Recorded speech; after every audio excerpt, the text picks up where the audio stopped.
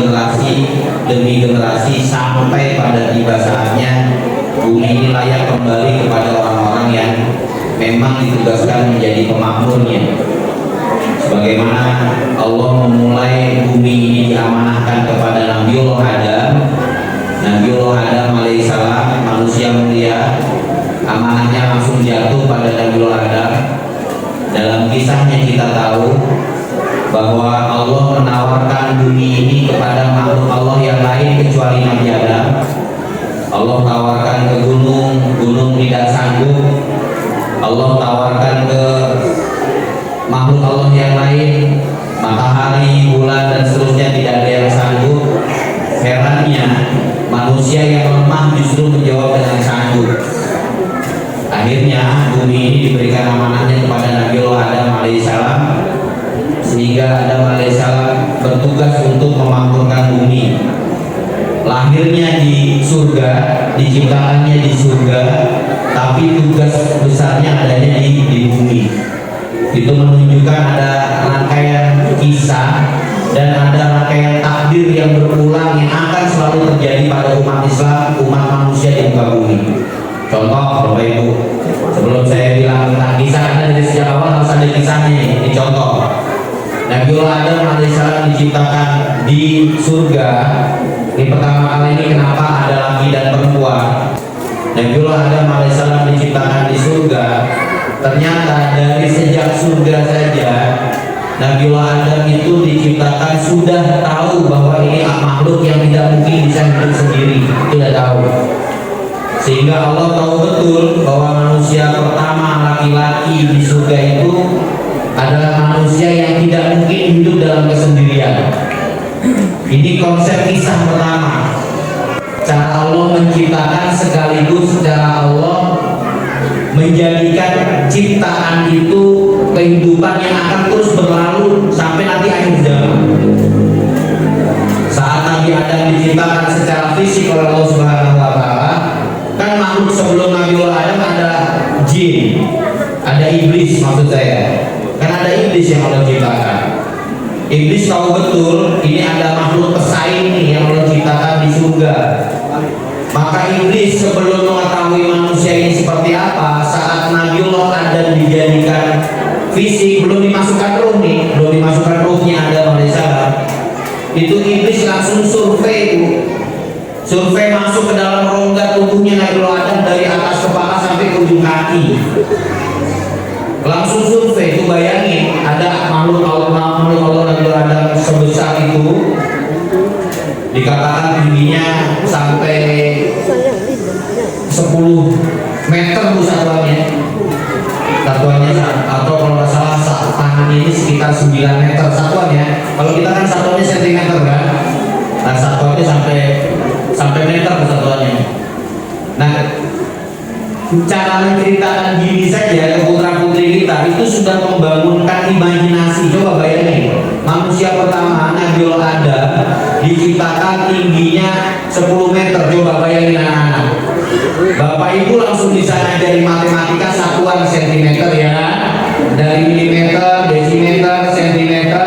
Ini satuannya meter untuk ketinggian Nabiullah Adam alaihissalam. Itu baru ngomongin tingginya Nabi Adam. Belum ngomongin panjang tangannya, itu 9 meter kurang lebih. Pernah ada seorang desainer Arab, gara-gara membaca data Nabiullah Adam alaihissalam, itu dibuatkan jubah baju. Coba aja searching di Google. Dibuatkan jubah baju desainer ini, bajunya Nabi Adam. Ibu-ibu aja sudah berimajinasi bagaimana anak-anak. Bayangin itu, kisah itu sedahsyat itu. Jadi kalau kita menceritakannya dengan data detail, anak diceritakan begini saja, itu langsung kebayang di kepalanya dia kayak apa tingginya Nabi pertama ini. Itu pertama. Apalagi kalau kelasnya sudah kelas 3, kelas 4, kelas 5 sudah belajar satuan dari ilmu matematika. Dia lagi bayangin sentimeter ke meter. Tuh coba bayangin. Udah ya, saya ngomong begini aja udah banyak inspirasinya kan. Ini baru mukadimah ini, belum masuk buku yang saya mau bahas atau judul yang saya bahas. Saya kasih contoh satu. Nah, Adam itu sebelum dimasukin ruh, itu iblis survei masuk ke dalam kepalanya Nabiullah Adam, masuk. Nah, kalau diceritakan untuk nanti pakai metodologi. Cuma saya mau cerita ke Bapak Ibu semua, nggak perlu pakai metodologi, langsung anak-anak kan, saya kan langsung lihat gitu. Masuk nih ke kepala, dicek sampai ujung kaki, Bapak Ibu. Langsung iblis punya kesimpulan, oh inilah manusia yang rongganya banyak kosongnya. Begitu aja. Jadi manusia ini sebenarnya mudah sekali diberikan sesuatu yang ke arah kesesatan. Sampai begitu. Jadi iblis dari awal sudah survei. Makanya wajar nanti ketika Allah memerintahkan wa izqulna lil malaikati isjudu li Adam fasajadu, yang enggak mau sujud illa iblis. Iblis enggak mau sujud karena dia merasa tahu dari sejak awal di manusia ini rongganya bolong, dari sejak atas kepala itu kosong semuanya. Jadi potensi mudah sekali diganggu. Bapak Iblis sudah disurvei sama iblis tubuhnya. Dia sudah penelitian. Jadi mau ilmu penelitian ala iblis, ilmunya begini caranya. Jadi kalau belajar ilmu penelitian ala iblis itu tujuannya untuk merusak manusia. Jadi kalau ada pelajaran penelitian yang tujuannya merusak manusia, itu penelitian iblis. Itu saya kasih tahu. Jadi kebayang ya. Jadi kalau ada penelitian di mana tapi tujuannya untuk merusak manusia, itu berarti penelitian ala. Nah, ibu yang ngomong deh. Gitu ya, kebayang ya. Karena dari sejak awal begitu memang survei. Setelah disurvei, udah memastikan itu, maka muncul takaburnya, sombongnya. Illa iblis. Kenapa? Abawas takbar, itu jelas. Karena dia takabur, sombong. Nanti di wilayah Ibnu Katsir mengatakan, iblis mengatakan dia mah diciptakannya dari tanah, saya diciptakan dari api. Jangan dari tanah, saya diciptakan dari api. Udah, sombongnya muncul tambah berlipat-lipat kesombongannya dan seterusnya, yang membuat akhirnya iblis bersemangat untuk menggoda Adam alaihissalam. Jadi ini konsep pertama yang Allah turunkan dalam kehidupan manusia, yang akan terus berulang dari zaman ke zaman sampai nanti, bahwa manusia pasti akan digoda iblis, diganggu iblis, itu udah pasti, karena dari sejak sudah digangguin.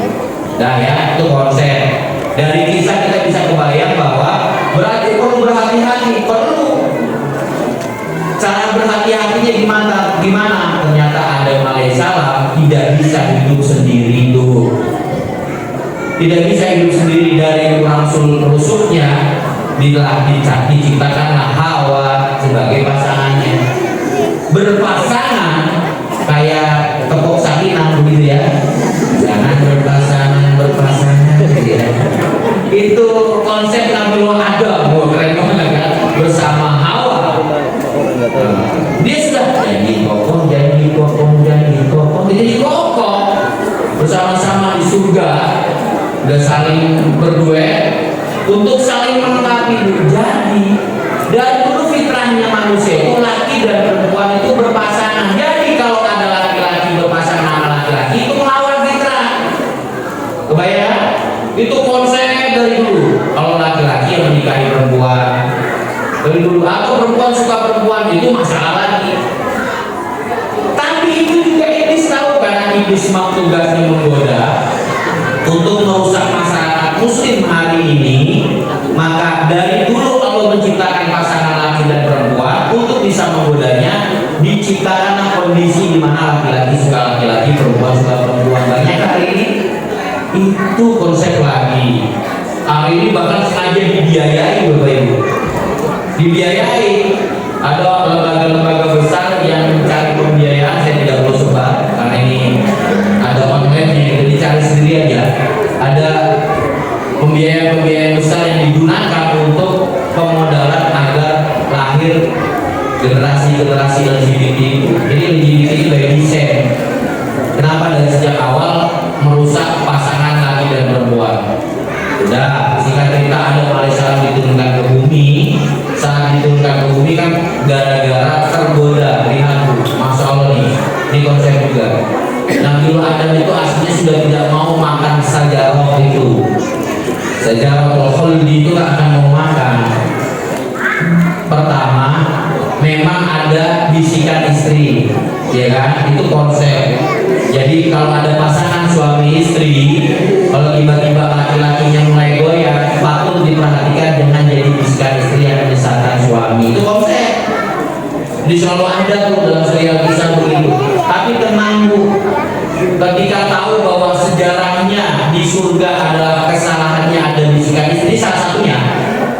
Tapi nanti di dunia yang diminta untuk bertobat dan mengilmui diri itu bukan istrinya coba. Dia surah Al-Baqarah. Fatalaqo Adam min Rabbih kalimatun fataba alaihi, dan fatalaqo dia liko ngaji min Rabbih kepada Tuhannya, dan dia fataba alaihi yang bertobat kepada Allah itu adalah Adam alaihissalam. Yang buat kesalahannya adalah istrinya karena disikin. Ternyata di bumi yang suruh minta tobat adalah Adam. Berarti laki-laki. Saya kasih tahu, pasangan suami istri itu sesalah-salahnya istri, sesalah-salahnya perempuan, tapi yang nanggung untuk bertobat adalah laki-laki. Itu Adam yang diperintahin. Begitu terus gitu. Enaknya tuh kalau dapat cerita isinya dari Quran, sudah benar pokoknya kan. Ini saya orang Betawi ya, Betawi juga soalnya. Pokoknya asik bener. Udah ada kisahnya, ada Qurannya, aduh nikmat banget.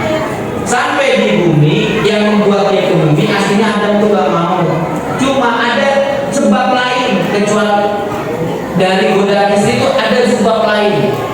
Salah satu sebab berikutnya adalah iblis itu sampai bersumpah atas nama Allah supaya buah ini sebagai buah yang akan abadi di surga. Coba Ibu bayangin, kalau udah dapat, Bapak bayangin kalau udah dapat suasana yang nyaman, sangat nyaman. Kalau bahasa ini udah posisi enak PW kan, atau udah slow living kalau bahasa hari ini.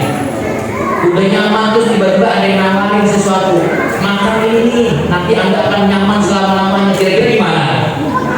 Makan ini nanti akan Anda abadi gimana? Itu rasanya Bu, udah enak, ada tawaran supaya tambah enak. Hidup di surga Bu. Ini kampung halaman manusia. Iblis nawarin itu pakai janji atas nama Allah. Nabiullah Adam, ini versi tafsir yang lain ya, versi tafsir yang lain. Nabiullah Adam itu tidak mungkin makhluk Allah itu harus melakukan sesuatu untuk mengajak orang lain berbuat sesuatu. Kalau harus bersumpah atas nama Allah itu nggak mungkin salah. Itu prinsip Nabiullah Adam. Jadi kalau ada orang ngajak sesuatu tapi ada sumpah atas nama Allah, itu dipastikan dia harusnya nggak berani bersumpah atas nama Allah. Ternyata dari sejak surga ada makhluk Allah seperti iblis untuk mengajak berbuat kerusakan, itu sudah menyebut sumpah nama Allah. Coba bayangin. Jadi kalau ada hubungan kerjasama apapun, ada manusia bersumpah atas nama Allah, tetap harus ada alam seperti iblis saja. Itu konsep lagi, itu suasana lagi. Ada orang kerjasama dengan orang lain, dia sumpah-sumpah di dunia Allah, pokoknya ini akan berhasil bisnisnya dan berbagai macam hal. Misalnya, perhatikan, iblis juga sudah pernah bersumpah bisikin untuk makan buah abadi itu kepada Nabiullah Adam. Nabiullah Adam musnudor, masa iya orang sudah prasangka baik, makhluk yang sudah prasangka baik bahkan menyebut nama Allah, saya juga tidak suka, akhirnya dimakan buah itu. Padahal sudah jauh-jauh hari Allah melarangnya tuh. Jadi itu suasana yang Allah desain dalam kehidupan makhluk Allah, Nabiullah Adam dan Hawa, begitu juga iblis, yang akan berulang dari zaman ke zaman di muka bumi. Sampai akhirnya di dunia, penyakit pertama yang Allah turunkan lewat dua anak Adam alaihissalam, yaitu kisah Habil dan Qabil. Itu penyakit hasad, penyakit yang paling besar di manusia dari zaman ke zaman. Udah ya? Dari serial kisah inilah menariknya Nabiullah Adam dan segala macam ini menunjukkan bahwa kisah itu adalah sesuatu yang memang Allah desain untuk makhluk Allah di muka bumi ini, sesuatu yang Allah abadikan sebagai ahsanul qasas, kisah yang terbaik.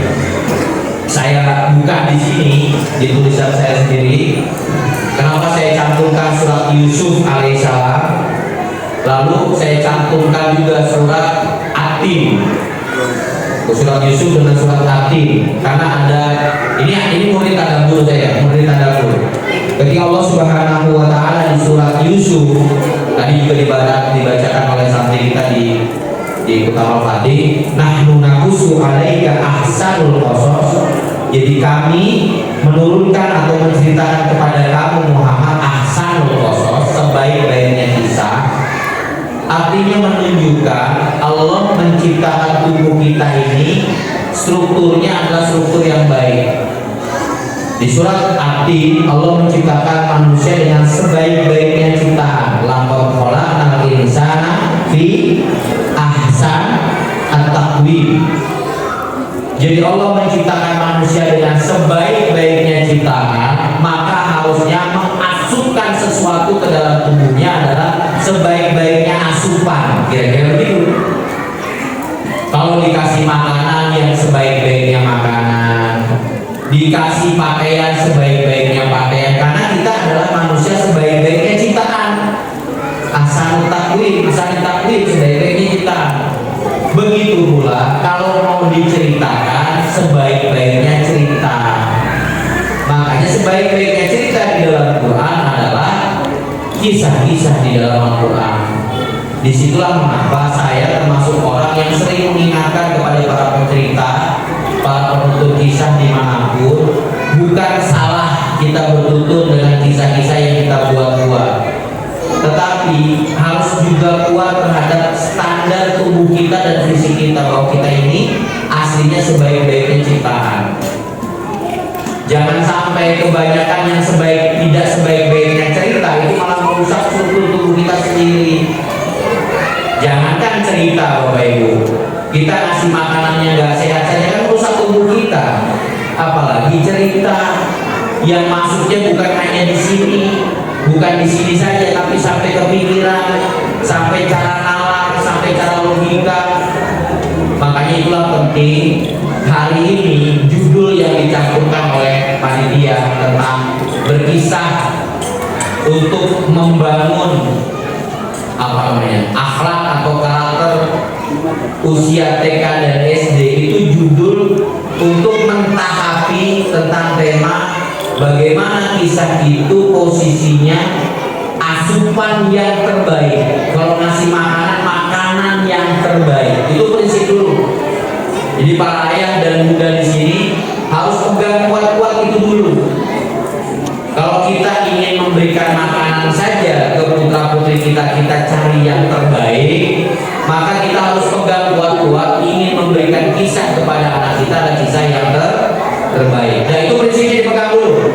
Karena tanpa itu nanti kita nggak dapat tenaga kisah dalam Qurannya. Itu dulu ditangkap di kepala Bapak Ibu semua. Saya melakukan tulisan ini juga berupaya sebagai orang yang juga suka cerita di anak-anak. Saya datangin para pencerita-pencerita di Indonesia ini. Bahkan ada satu perkumpulan dulu pencerita se-Indonesia di salah satu tempat. Saya diundang sebagai pemateri. Saya sampaikan tentang ini, tentang kisah-kisah dalam Quran. Saya baru tahu apa sebab mereka ada saja yang memaksakan diri tetap membuat cerita-cerita. Kalau bahasa ini disebut dengan dongeng, kira-kira itu ya. Asatirul awwalin, dongeng-dongeng umat-umat terdahulu. Saya tidak mau konfrontasi antara dongeng dengan kisah, tapi kalau ada asupan terbaik Bu, madu dengan sirup yang dibuat dari sesuatu yang rusak, kira-kira mau makan apa? Kan kira-kira begitu. Tapi juga ada dalam kondisi tertentu sirup perlu diminum, malah madu bisa mematikan. Nah itu juga konsep, itu juga strategi. Ada kondisi tertentu sirup boleh diminum, madu nanti dulu. Contoh, anak kerja panas sudah sangat panas tinggi, terus masuk ke dunia dokteran, kata dokter ini turunin dulu tensi atau ketinggian panasnya, dikasih madu belum tentu langsung, tapi dikasih sirup untuk menurunkan saja, karena kan rata-rata sirup penurun panas memang untuk merendahkan saja, tapi dia tidak menyembuhkan. Ini juga sudah disepakati oleh para dokter. Nah setelah dengan madu, dengan makanan yang sehat dan seterusnya. Itu dalam dunia medis. Di cerita pun sama. Gimana contohnya? Bagi bapak ibu yang kalau cerita kan tidak ada pilihan. Kondisi pertama yang harus kita miliki adalah ceritanya apa, kan begitu. Tidak ada pilihan. Kita diminta untuk berkisah, tapi kita nggak punya bahan kisahnya, ya hidup. Nah, kalau dalam kondisi seperti ini, di bapak ibu semua, saya nggak punya bahan kisahnya nih Ustaz, Walid nggak punya bahan kisahnya, maka kaidah sirop boleh dipakai. Kaidah sirop boleh dipakai. Dari mana mulainya? Toh kita bisa menceritakan diri kita dan keluarga kita pada putra putri kita sendiri. Contoh, anak-anaknya mungkin tiba-tiba di zaman hari ini suka jajannya terlalu banyak, lalu tiba-tiba ibunya atau gurunya ngingetin, nah dulu zaman bunda, dulu zaman mamamu ini sekolah, nah, itu mesti harus jalan beberapa meter dulu baru bisa mendapatkan makanan. Itu kan cerita, itu kisah. Tapi kisah bermula dari diri kita sendiri, karena bahannya hanya itu. Itu kaidah sirop itu tadi. Atau kita ceritakan dulu kakek nenekmu, nah waktu masih muda jajan, boro-boro duit 20.000, 5.000, dulu uang 100 aja, udah harus macul dulu di belakang baru kasih uang 100 perak. Kan cerita, itu kisah. Dan yang begitu boleh, asal kaidahnya satu tadi, karena kita nggak punya bahan cerita. Tapi jangan lama-lama sirupnya muntah nanti kitanya. Kita kebanyakan makan sirup terus gitu ya muntah. Makanya perlu ada ikhtiar.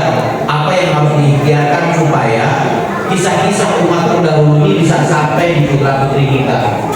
Mari kita bedah satu-satu dari judul supaya kita jadi pelajaran bersama. Kisah Allah menyebut banyak. Pertama, kisah disebut sepertiga Quran. Itu kalimat Imam Asy'uti dalam kitabnya Al-Qur'an. Sepertiga Quran isinya kisah. Itu artinya sepertiga kisah itu yang membentuk Nabi menjadi Rasul, menjadi pemimpin. Sepertiganya bicara akidah, sepertiganya bicara tentang tatanan hukum, ibadah dan seterusnya. Itu satu. Al-Quran sepertiganya kisah. Bahkan ada ulama yang mengatakan Al-Quran seluruhnya kisah. Coba bayangin, seluruhnya kisah. Gimana maksudnya? Karena kalau didapati asbabul nuzul dari beberapa ayat yang bukan kisah, tapi itu menunjukkan kisah turunnya ayat tersebut. Kisah lagi. Contoh, kita baca surat Al-Fatihah kan kelihatannya nggak ada ceritanya kan. Yang gampang kan supaya ayat Bapak Ibu hafal Al-Fatihah dari mulai Bismillahirrahmanirrahim, Alhamdulillahirabbil alamin, nggak ada kisahnya. Ar-Rahmanirrahim, nggak ada kisah. Sampai iyyaka na'budu wa iyyaka nasta'in, sampai siratal ladzina an'amta 'alaihim ghairil maghdubi 'alaihim waladdallin. Itu gak ada kisah, tapi diperintahkan di ayat terakhir siratal ladzina an'amta 'alaihim. Kita sudah minta di ayat surat 50 Bapak Ibu, ihdinas siratal ladzina an'amta. Sebelumnya siratal ladzina an'amta 'alaihim ghairil maghdubi 'alaihim waladdallin. Kita minta ditunjukkan jalan yang lurus. Jalan apa? Jalan orang-orang yang diberi nikmat, an'amta 'alaihim ghairil maghdub, bukan orang-orang yang dimurkai, waladdallin, bukan jalan orang-orang yang sesat. Jalan yang diberi nikmat itu kayak apa? Jalan yang dimurkai seperti apa? Jalan orang yang tersesat seperti apa? Itu menunjukkan Al-Fatihah menjelaskan kisah. Bayang? Jadi setiap hari ketika kita minta 17 rakaat itu sebenarnya kita sedang mentadaburi kisah di dalam surat Al-Fatihah. Makanya ulama menafsirkan salah satunya kalau an'amta 'alaihim, jalan orang-orang yang diberi nikmat itu adalah jalan orang-orang generasi Nabi, generasi salafus soleh, generasi kami dan seterusnya, sahabat-sahabat kami. Itu generasi an'amta alaihim. Kalau walaupun ghairil maghdub, para ulama menafsirkan ini adalah generasi orang-orang Yahudi, orang-orang yang dimurkai, tahu ilmunya tapi gak menjalani. Itu orang-orang Yahudi, ilmunya tahu kok, dikasih kitab tapi gak menjalani. Itu kita harus tahu supaya nanti kita bisa belajar. Kalau ada orang ilmunya punya gak menjalani ilmunya, itu penyakit Yahudi, kan begitu. Kalau boleh jalan orang yang tersesat, maksudnya adalah orang yang nggak tahu ilmu tapi jalanin sesuatu yang baik. Itu makanya jalan orang Nasrani. Jadi ada orang dikasih ilmu nggak dijalanin, ada orang jalanin tapi nggak pakai ilmu. Itu kan itu ayat menyebutnya begitu. Jadi orang Nasrani. Jadi kalau ada orang berbuat baik katanya berbuat baik tanpa ilmu, jadi tersesat.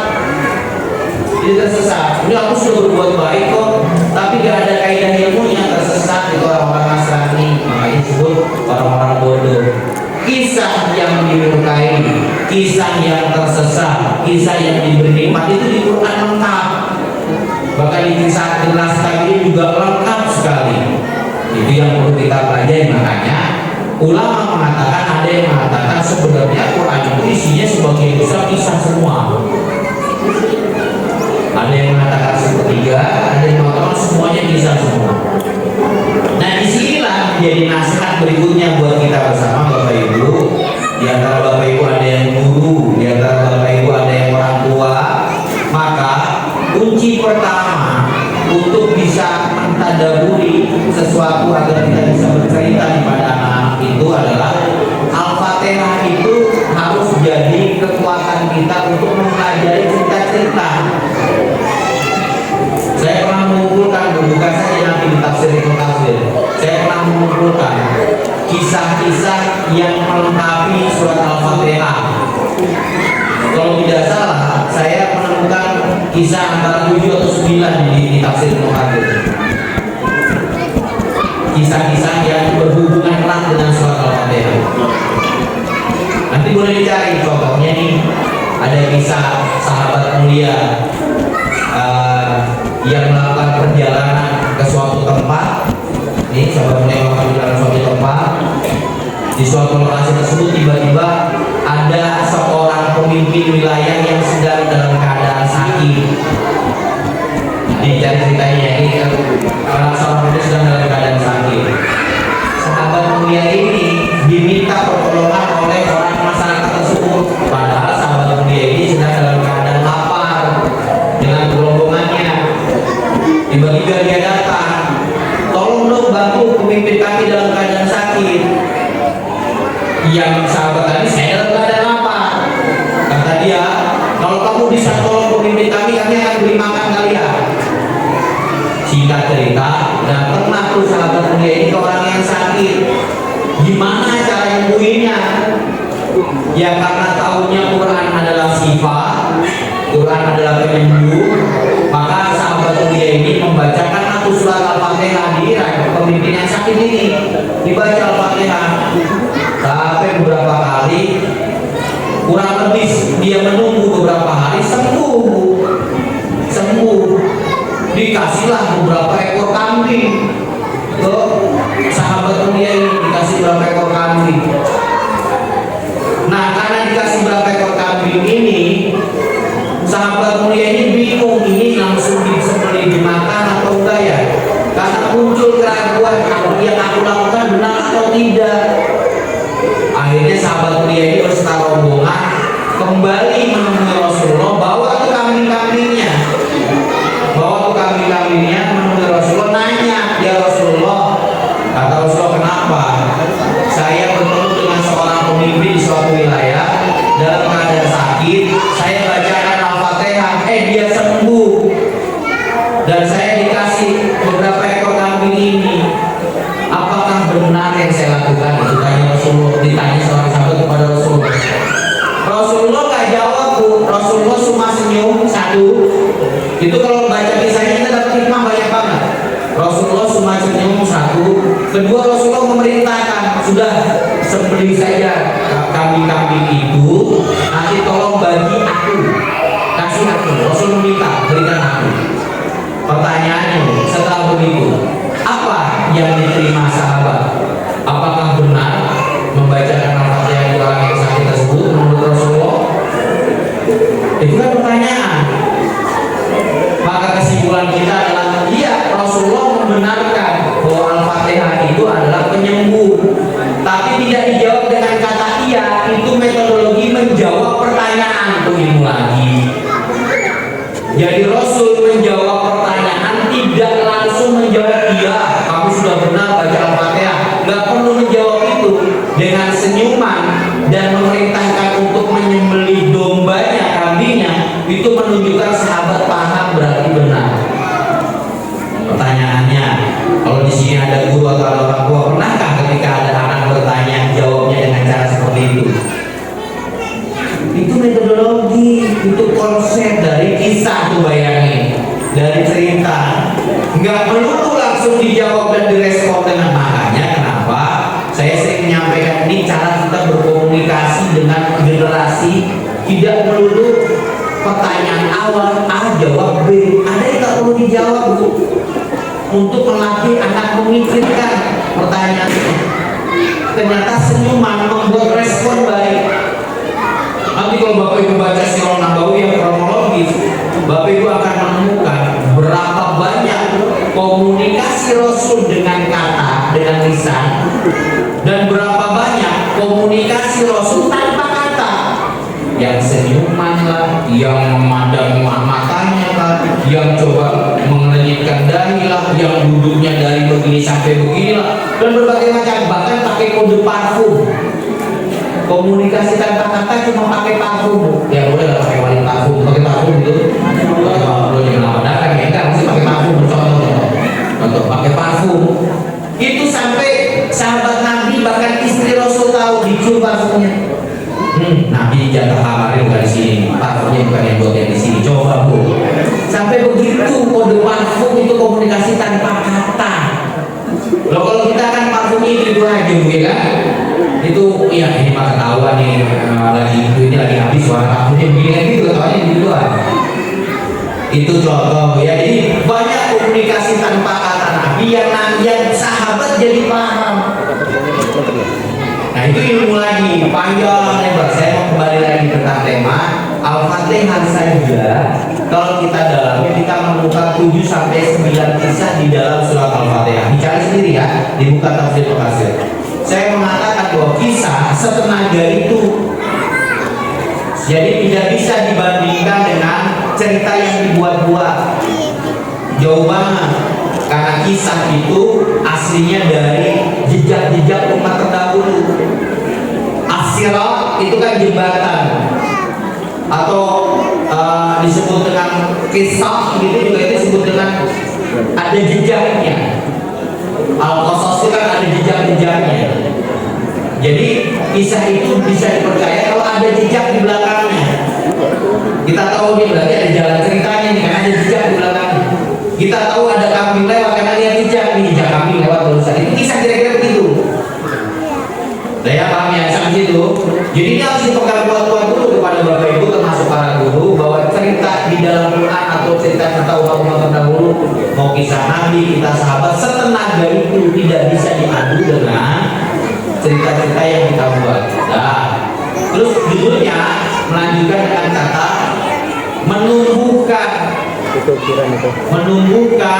apapun akhlak, iman dan segala macam untuk anak usia TK dan SD.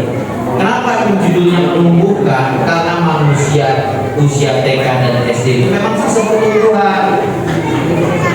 Usia TK, SD itu fase pertumbuhan. Dalam Islam, misalnya menyebutnya dalam Islam, usia TK SD itu setidaknya melalui beberapa fase TK SD ya. Fase apa saja di usia TK dan SD? Kalau Dr. Khalid Ahmad Hasan dalam kitabnya tentang fase-fase tifel, fase-fase anak-anak, ada namanya masa kanak-kanak akhir disebutnya. Masa kanak-kanak akhir. Usia berapa? Usia 5 tahun. Itu Dr. Khalid yang menyebutnya. Usia 5 tahun masa kanak-kanak akhir ini menunjukkan usia TK. Walaupun saya nggak mau bawa-bawa ya, ada TK A, TK B, playgroup, sekolah bayi, itu kan ada hubungannya tuh. Itu kan ada sekolah bayi, orang baru brojol udah sekolah kan ada, ini kan ada tuh yang gitu-gitu. Ya saya nggak mau bahas itulah. Itu ada pembahasan sendiri tentang konsep mendidik anak di usia lahir 0 sampai 2 tahun itu ada ilmunya sendiri. Saya mau mengatakan ilmu di usia TK. Usia 5 tahun itu masa kanak-kanak akhir disebutnya. Sampai usia 7 tahun, 5 sampai 7 tahun itu masa kanak-kanak akhir TK sampai usia SD kelas 1 atau kelas 2. 5, 6, 7 kelas 1 atau kelas 2. Nah, masa kanak-kanak ini kuncinya satu untuk menumbuhkan apa? Di usia 7 ada hadis Nabi. Ini namanya karakter menumbuhkan nih. Di usia 7 ada hadis Nabi, perintahkan anakmu di usia 7 untuk mendirikan sholat. Itu perintah Nabi.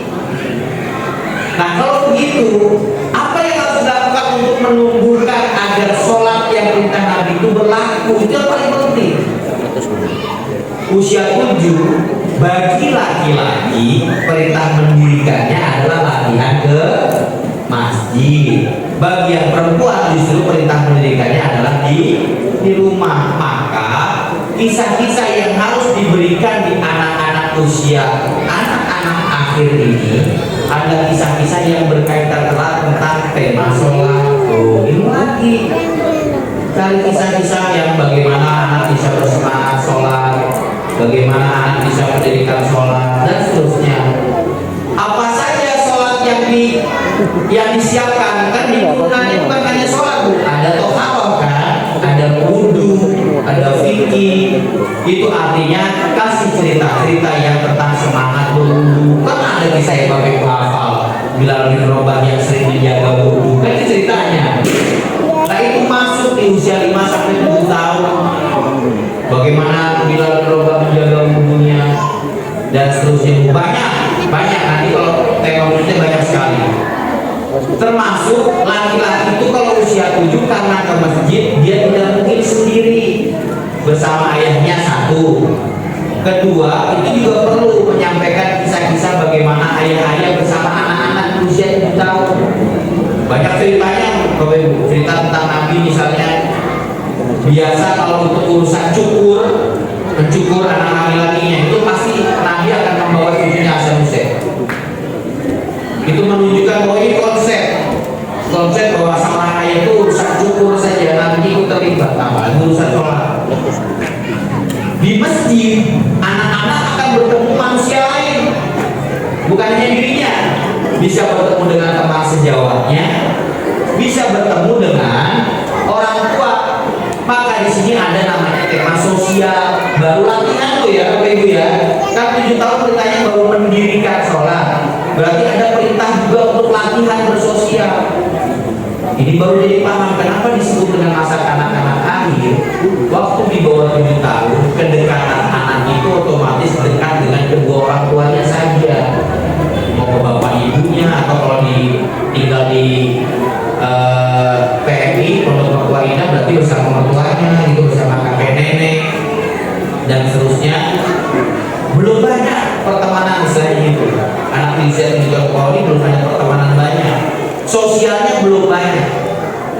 Itulah disebut masa kanak-kanak akhir. Ketika sudah diperintahkan sholat, berarti dia mulai mengurangi fase kanak-kanak akhirnya.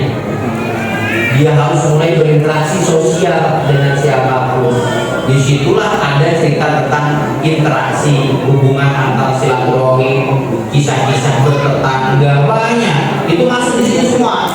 Kisah-kisah silaturahim, kisah-kisah bertetangga. Cari Bu di kitab Adabul Mufrad. Kitab Adabul Mufrad itu kisah tentang adab, akhlak. Itu dimulai dari adab kepada orang tua. Kalau kisah orang tua dari awal, itu sudah mulai masuk. Tentang kisah adab pada orang tua. Di setiap bab pembahasan adab pada orang tua di kitab Adabul Mufrad itu ada kisah-kisah di dalamnya. Nanti ada kisah lagi bab keduanya dia ada ulumroh dan terusnya. Nah ya, 5-7 itu adalah kisah yang harus ditanam yang sifatnya menumbuhkan. Dan ini kan semua sifatnya apa tuh? Ada pada orang tua, ada tentang sholat, ada membersihkan diri toharoh, ada kepada tetangga, tema silaturahim. Nanti di masjid dia akan mengenal lawan jenismu. Kalau ada tamu datang sholatnya perempuan, datang kan dia akan mungkin sholat di rumah. Makanya batas satir sholat antara laki dan perempuan itu sudah langsung menunjukkan tema lawan jenis. Anak-anak dengan sendirinya langsung belajar tentang di mana posisi laki-laki, di mana posisi perempuan. Jadi kalau perlu diajarin tentang tema ini loh aku laki-laki yang benar, asal sholatnya benar, dia tahu laki-laki di mana, perempuan di mana. Jadi pelajaran kalau bapak-bapak ada yang ngajak anak perempuannya ke masjid, laki pelan-pelan suruh di belakang, jangan di samping kita. Kan masih ada tuh saya lihat ada yang anak perempuannya taruh di sampingnya. Kalau sudah, tapi saat itu 7 tahun ini perintah mendirikannya. Nanti Pak, sesekali mau titipin sama yang sebelahnya. Kalau ada istrinya dibawa istrinya sesekali untuk mati. Kalau lagi pengen ke masjid untuk belajar sapa untuk yang perempuan. Itu dia langsung tahu tuh posisi laki-laki di mana, posisi perempuan di mana. Jadi Islam tuh konsep fikihnya saja sudah langsung mengajari tentang tema jinsiah, tentang pendidikan seks usia dini. Nggak perlu pakai kurikulum macam-macam, udah ada langsung. Posisi sholat menunjukkan di mana laki-laki, di mana perempuan. Posisi sholat menunjukkan otomatis mempelajari tentang pakaian yang menutup aurat itu bisa lagi. Kan udah otomatis, masa masjid pakai celana yang nggak menutup aurat kan nggak mungkin. Perempuan juga nggak itu, makanya ini juga bisa lagi dan seterusnya. Itu semua karakter-karakter atau akhlak-akhlak atau iman-iman yang harus ditumbuhkan pada anak-anak usia 5-7 tahun. Makanya usia TK dan SD tadi. Nanti usia 7 ke atas ada perintah Allah lagi usia 10. Kalimat Nabi disuruh ngapain? Disuruh ngapain? Pisahkan tempat tidur, betul? Kalau nggak mau sholat dia baik dipukul tuh, itu perintah Nabi. Tapi bayangkan perintahnya baru di usia 10 tahun, tapi diperintahkan untuk mendirikannya dari sejak 7. Ini juga jadi kurikulum dalam mendidik anak-anak usia-usia sekolah. Dari 7 menuju 10 ada 3 tahun untuk memberikan ketegasan pada putra-putri Bapak Ibu tentang tema sholat. Artinya ada banyak kisah Nabi yang menuntun anak-anak dari awal dia belum tahu tentang tema sholat sampai dia menunjukkan kesadaran tentang sholat. Banyak sekali. Rasul itu gak serta-merta langsung menghubungi anak-anak yang salah. Contoh Nabi Muhammad SAW ketika melaksanakan sholat di masjid, kan kita temui kadang cucunya naik ke punggungnya Nabi nggak sampai langsung bangun. Itu menunjukkan Nabi nggak buru-buru menghubungi anak dengan kejutan tentang tema sholat, tapi ditransisiin sampai nanti tibanya anak tahu, nah kamu nanti ada alarm nih, kalau kamu nggak sholat kamu akan bakal dipukul nih. Itu yang paling penting. Jangan tiba-tiba kita usia 10 tahun tiba-tiba guru SD yang usia 10 tahun usia kelas berapa? Kelas 4, kelas 5 atau orang tua yang anaknya usia segitu. Kata Nabi, kamu sudah 10 tahun. Kalau kamu nggak sholat sudah saatnya aku tutup. Nih, yang menantikan gua. Itu kebangetan orang kita nggak transisi, tiba-tiba kita main ancam begitu aja. Kata anak, woi enak aja dulu kita lagi aja dan pukul aja. Anak sudah usianya mau saya kasih unjuk sekarang. Di atas usia 7 sampai usia 10 itu masuk fase tamyiz namanya, mumayyiz. Ulama berbeda pendapat tentang definisinya, tapi menjelaskan tentang kekuatan tentang tema tamyiz. Salah satunya kalimat Imam Syafi'i, fase tamyiz itu adalah fase bisa membedakan mana yang baik dan mana yang buruk. Itu jadi pagar. Oh tiba-tiba bapaknya main mukul lagi di usia 10 tahun, anak sudah bisa bedakan baik dan buruk, loh hati-hati. Anak belum bisa bedakan baik dan buruk. Nanti tiba-tiba mau pukul aja yang dia pukul. Ayah mau pukul ayah mesti jadi maaf pukul aja. Tuh bisa bedain baik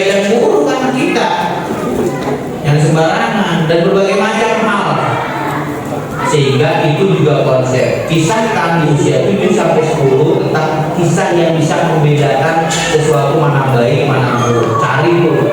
Ya, nanti ceritanya karena di seminar nggak mungkin saya kasih cerita-cerita panjang-panjang, itu habis waktunya. Ya, 10 sampai balik itu masih fase tamyiz dan ada ujung namanya usia gula. Usia gula itu usia batas akhir sedikit sekali yang persiapan untuk masuk fase balik.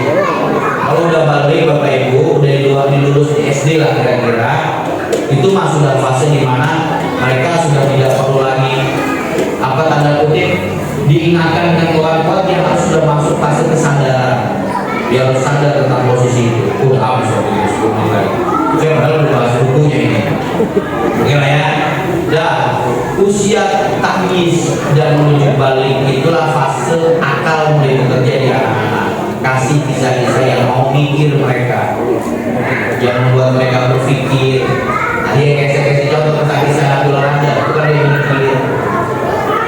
Sampai mereka bilang, kok bisa begitu? Kok bisa ya nabi-nabi dulu makhluknya dirinya tinggi-tinggi, badannya itu kan mikir. Kok bisa ya Nabiullah Idris melakukan dalam sejarahnya di wafatnya di langit keempat, misalnya itu ada kisahnya. Itu gimana ceritanya? Padahal manusia semua dicabut nyawanya di dunia, tapi kok dia cuma tiba-tiba di langit keempat? Itu kan jadi mikir. Kok bisa ya Nabiullah Idris usianya ada yang mengatakan hanya 350 tahun, sedangkan nabi-nabi sebelumnya ada yang sampai 1000 tahun dan seterusnya, ini juga mikir dan seterusnya.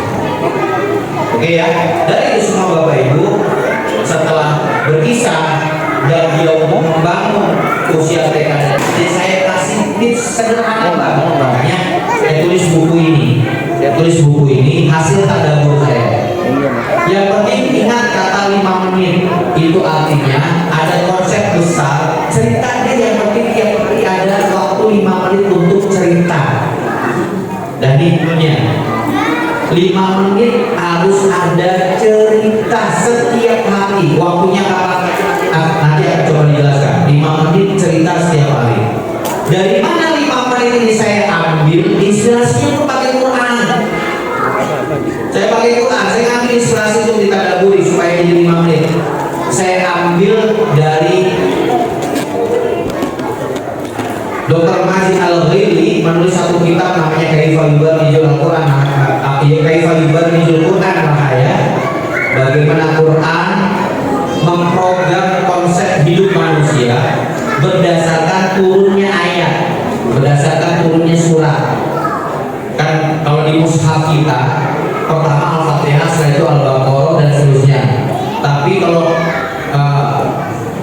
Abdul Mazid ini justru memulainya dari turunnya ayat, turunnya surat. Berarti turun pertama adalah surat Al-Alaq, lalu dia mencantumkan suratnya ada surat Al-Qalam, terus Al-Muzammil, Al-Mudaththir, dan Al-Fatihah.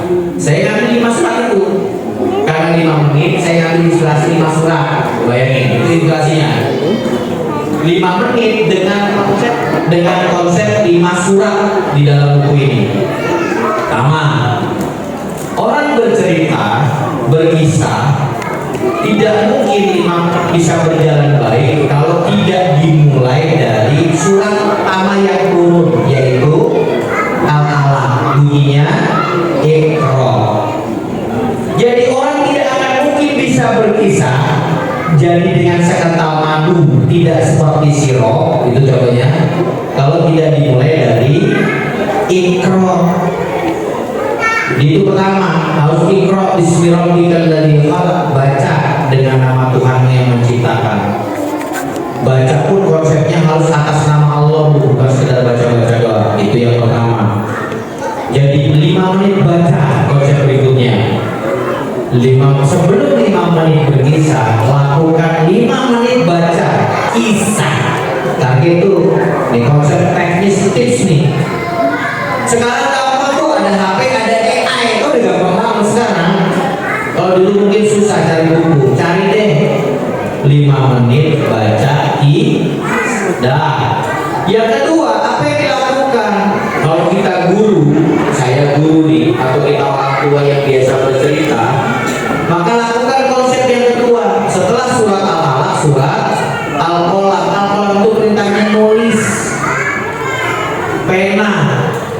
Itu makhluk-makhluk yang pertama juga diciptakan di Lauhul Mahfuz itu, kolam itu. Dan ada bunyi surat Al-Qalam itu bicaranya tentang itu. Orang sudah biasa baca, untuk supaya ceritanya nggak berantakan ditulis Bu, supaya tertarget 5 menit. Karena kebanyakan orang baca giliran cerita kok 5 menit nggak habis ya. Atau sebaliknya, ini belum 5 menit kok udah selesai ceritanya, kan gitu. Saking ngos-ngosannya kita, nah itu perlu latihan ditulis. Saya dulu gitu, setiap cerita saya tulis, termasuk saya kalau ngisi kajian orang tua di kapal Fatih ini, saya tulis sengaja itu sebagai bahan panduan saya menyampaikan bahan nasihat atau kaji. Dan setelah dua itu, yang perlu dirapikan diri kita sebagai pencerita, sebagai orang yang ingin menyampaikan kisah.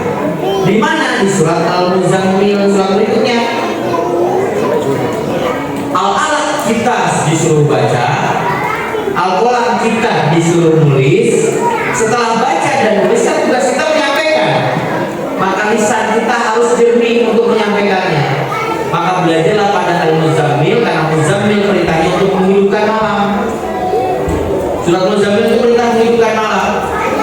Di saat menghidupkan malam itu, Bapak Ibu, bukankah kalau saat menghidupkan malam Bapak Ibu bertutur dengan setulus-tulusnya?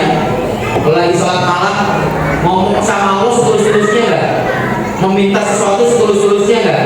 Nah, sejernih itulah kita ketika kita ingin bercerita pada anak. Karena tanpa itu nggak nyampe cerita kita. Kita tuh kalau lagi minta ya Allah, lagi sholat tahajud nih, minta sama Allah, ya Allah, tolong dong berikan kami dan terus kita minta. Itu yang harusnya dilakukan oleh orang-orang yang suka bercerita. Tanpa itu, cerita hanya sekedar badut-badut saja, Bu. Dan tidak jarang hari ini cerita-cerita itu hanya untuk penggembira doang.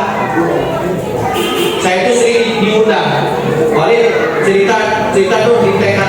Oke, berapa jam? 2 jam. Oh, cerita bisa TK 2 jam. Ini kan perubahan Bapak yang kuat kan? Bukan hanya. Nah, coba aja kalau cerita. Saking dia kehabisan bahan cerita, akhirnya ngaco dengan berbagai macam atraksi. Nanti anaknya ditanya, kamu dapat apa ceritanya? Ceritanya lucu gitu loh. Ceritanya seru. Yang dibawa pulang hanya tepuk-tepuknya saja. Apa tepuk tertawa, tepuk diam lah. Tapi ceritanya nggak dapet. Ceritanya nggak dapet. Orang usia 5 tahun disuruh cerita 2 jam. Makanya saya kasih metodologi. Oke, saya terima 2 jam. Saya akan cerita, tapi syaratnya satu. Tolong sediakan banyak hadiah di saya.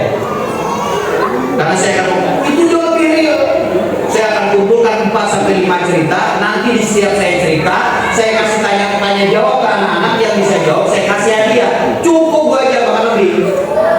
Kebayang? Itu strategi bercerita di anak-anak usia di bawah 7 tahun. Jangan dikasih lucu-lucuan doang, Bu, ketawa ke TV. Gak dapet ceritanya, gak dapet esensinya.